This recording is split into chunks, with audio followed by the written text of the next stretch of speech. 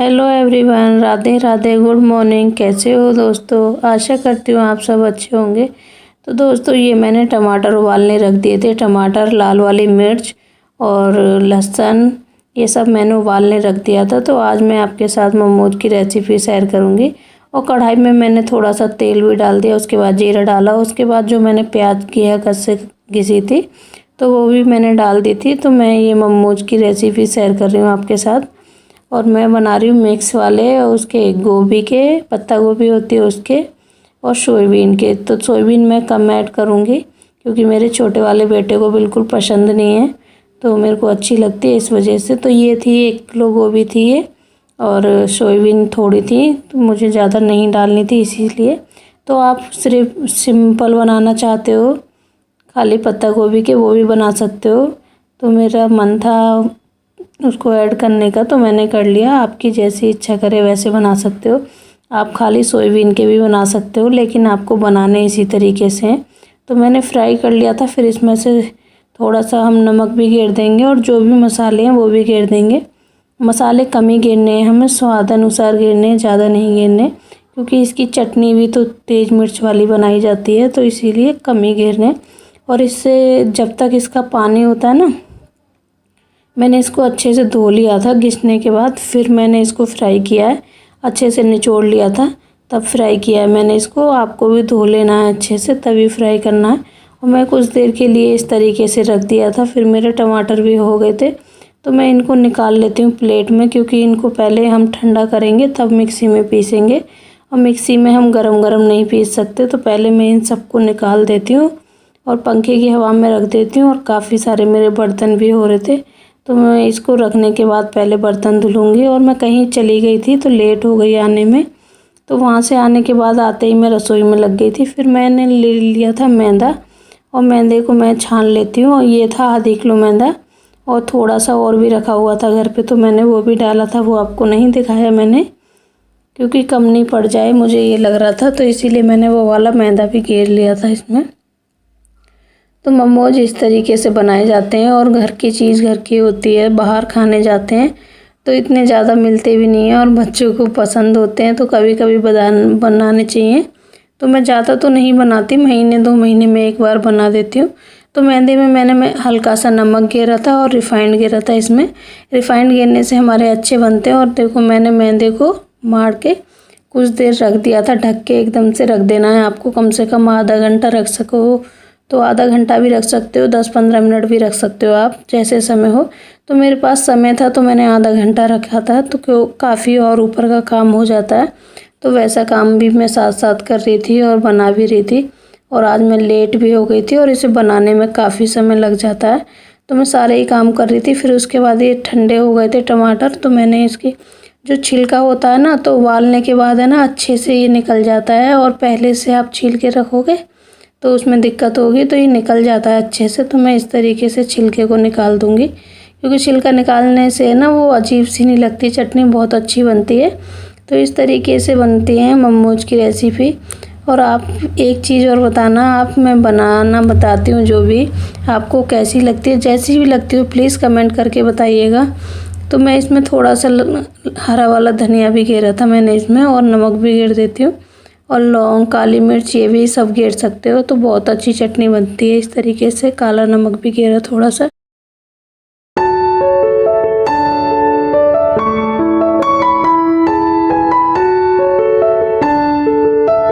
और हम कोई भी चीज़ बनाते हैं, आपको पता ही है, बर्तन बहुत ज़्यादा हो जाते हैं, तो मैं पहले सभी बर्तनों को धुल दूँगी, और उसके बाद मैं बनाने लगूँगी मोमोज, क्योंकि बहुत सारे बर्तन हो जाएंगे एक साथ। तो पहले मैं बर्तनों को धुलूँगी, उसके बाद मैं बनाऊँगी।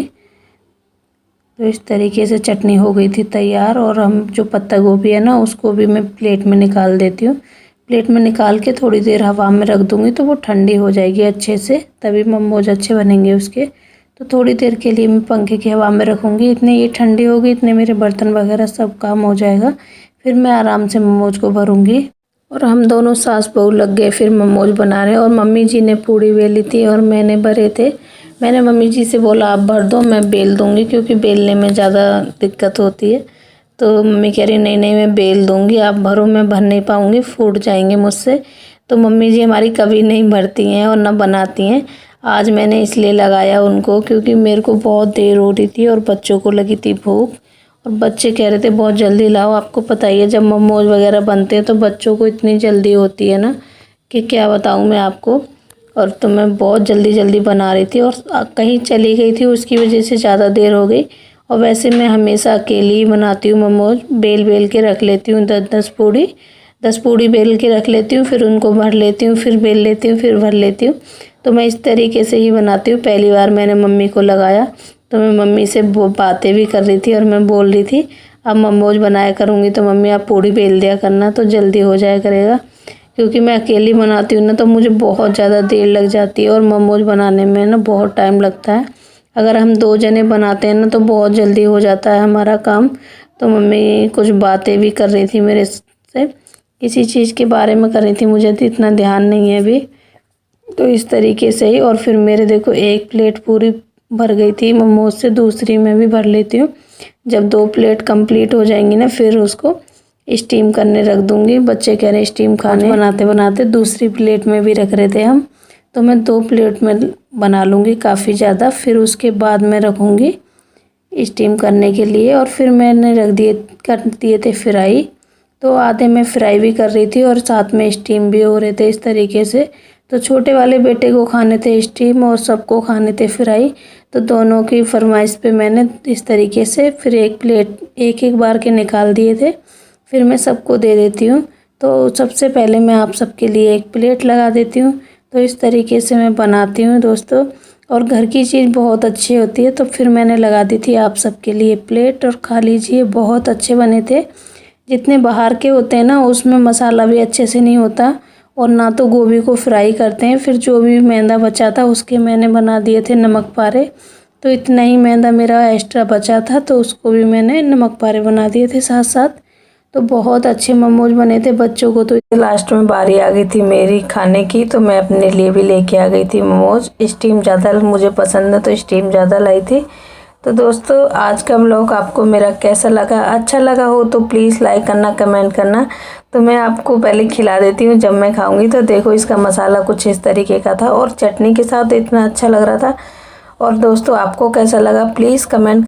सबको खिलाने के बाद आ गई थी मेरी बारी खाने की। तो हमें पता है हम तो लास्ट में ही खाएंगे, तो हमारे ठंडे भी हो गए थे खाने के लिए। तो सभी ने खा लिए थे, फिर मैं भी खाने बैठ गई थी। तो फिर हो गए थे इतने ज़्यादा बर्तन जब हम कोई चीज़ बनाते हैं बहुत। दोस्तों आज का ब्लॉग अच्छा लगे तो प्यारे प्यारे हाथों से कमेंट करना। मिलती हूँ नेक्स्ट ब्लॉग में। इस ब्लॉग को एंड करती हूँ। Good night, bye bye, take care.